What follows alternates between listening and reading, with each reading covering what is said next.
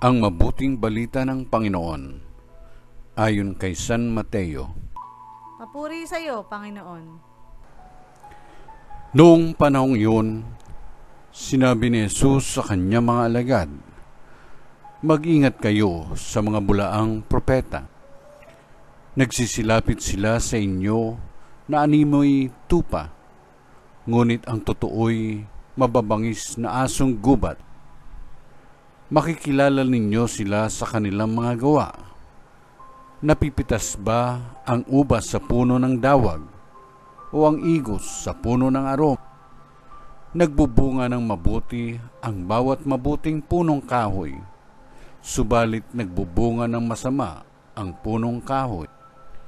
Hindi maaaring magbunga ng masama ang mabuting punong kahoy, ni ng mabuti ang masamang punong kahoy. Ang bawat puno na di nagbubunga ng mabuti ay pinuputol at itinatapon sa apoy. Kaya nga, makikilala ninyo sa kanilang mga gawa ang mga bulaang propeta." Ang mabuting balita ng Panginoon. Pinupuri ka namin, Panginoong Hesukristo.